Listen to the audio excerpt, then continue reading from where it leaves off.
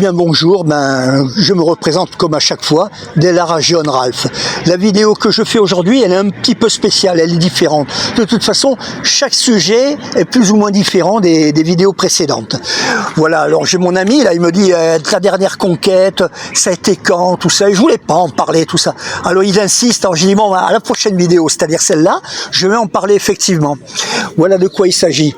Bon, moi, j'aime être tranquille, c'est-à-dire tout seul, j'aime la solitude. Pour moi, c'est la tranquillité, la sérénité, et je fais ce que je veux sans avoir de compte à rendre à personne. C'est pour ça que je veux pas de femme, et surtout pas d'enfants, parce que dans le monde cruel où nous vivons, avoir le moral de faire des sentiments profonds, avoir des enfants, c'est ne pas être sensible à la monstruosité dont est capable l'être humain. Parce que les gens, ils font des enfants, ils ont une femme, ils ont des enfants, après ils sont muselés. Si on leur cherche querelle, alors qu'ils sont braves, eh ben ils disent merde, j'ai la femme, j'ai les gosses, comment que je fais si je lui casse la gueule? Je peux même pas, je vais en prison, mes enfants à l'école, on va leur faire n'importe quoi, surtout avec les pédosatanistes qui sont au pouvoir. Donc les gens qui ont de la famille, c'est à double tranchant. Ils ont peut-être du bonheur à avoir une femme, des enfants, mais ils sont bloqués. Alors que quelqu'un qui est comme moi, dans ma situation, célibataire sans enfant, moi, il y a quelques témoignages que j'ai besoin, mais après, je peux faire ce que je veux, vous comprenez? J'ai pas peur, j'ai pas de scrupules à avoir. Pourquoi avoir des scrupules? J'ai rien à perdre. Je peux même me faire tuer, je perds que la vie, et je m'en fous, j'ai un mauvais destin, mais alors vraiment horrible, et c'est pas de ma faute, c'est toujours la faute aux autres.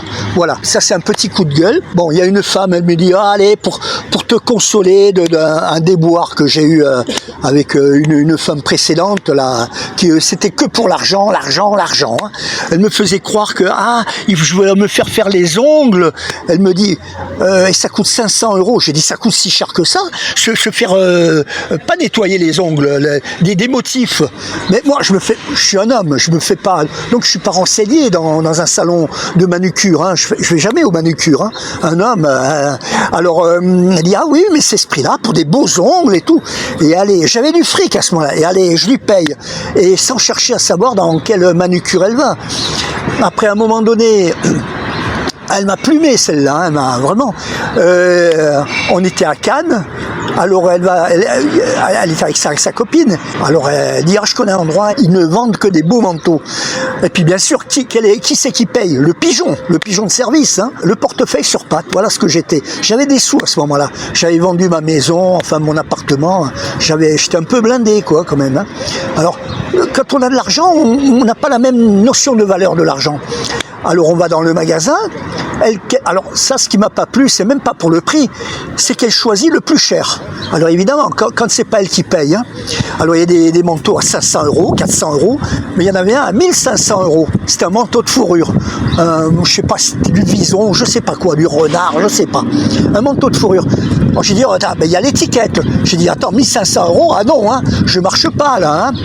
Alors j'ai dit, écoute, tu fais comme tu veux, tiens, voilà 500 €, avec 500 €, il y a des manteaux qui sont à ce prix-là, et moi je sors. Eh ben, j'ai dit, tu mets le reste, tu le veux ce manteau, eh ben tu mets le reste. Alors, elle n'a pas acheté, elle s'est mis 500 € en poche, elle m'a suivi, et je suis sorti pour qu'elle fasse ses affaires, elle m'a suivi. Elle n'avait pas envie parce que ça devenait de sa poche, vous comprenez, une sangsue. C'est pour ça, les femmes, j'en veux pas, j'en fais pas. Je tombe toujours sur des sangsues.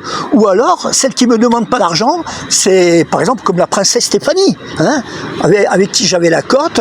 Alors c'est sûr que des filles à papa comme ça, elles demandent jamais de l'argent, mais on devient un produit pour elles. On est un article, voilà. Elle dit, t'as pas besoin de sortir des sous avec moi, moi j'en ai. Mais si elles étaient pauvres, elles feraient comme toutes les autres. Elles des sangsues. Donc il y a les deux extrêmes. Donc je suis parti et après j'en ai eu marre d'elle. Alors à un moment donné, je pouvais plus tirer à la carte parce que j'avais un plafond, j'étais limité en paiement.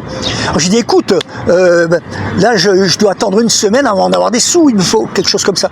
Allez, alors ce que je savais pas, c'est que par hasard on m'avait dit, oui, mais elle se prostitue cette femme, attention, méfie-toi, près du Ruhl, le casino Ruhl à Nice. Alors un soir comme ça, je suis allé guetter, et puis effectivement c'était vrai. Je dis, mais alors, mais tu te prostitues.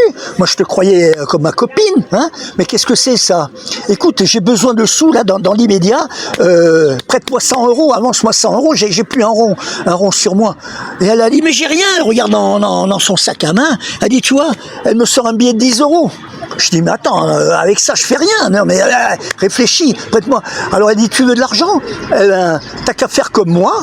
Elle me dit, t'as qu'à te mettre une perruque et tu fais comme moi. Voilà.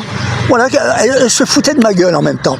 Alors, j'ai arrêté avec elle. Hein, et donc la suite après, j'ai l'autre, sa copine, son amie, hein, elle me dit, bon écoute, pour te changer les idées, eh ben tiens, je vais t'amener, alors justement, derrière le rue, il y a un bar de nuit.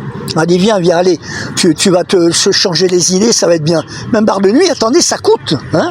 Mais ça, c'était pas le même soir, ça c'était un autre soir. Elle me dit, ah ben viens au bar de nuit, hein.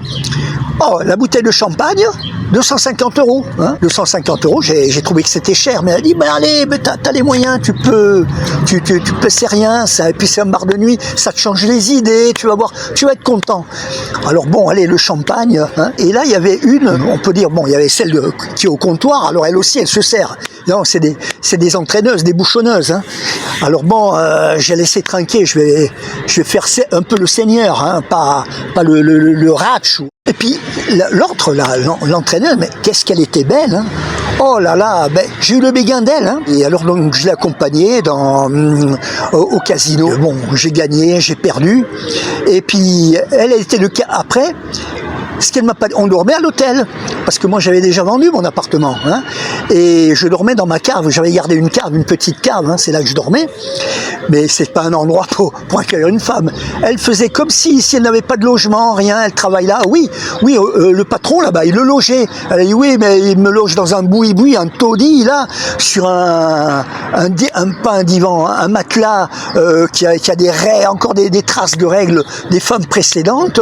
Les fenêtres qui ferment pas, vraiment, on attrape des maladies là. Hein. Alors j'ai dit bon, bah, écoute, on va à l'hôtel. Alors je l'invite à l'hôtel, alors différents hôtels. Moi je savais pas en réalité. Bon, elle était de Cannes, elle avait de l'argent, mais elle jouait les pauvresses avec moi.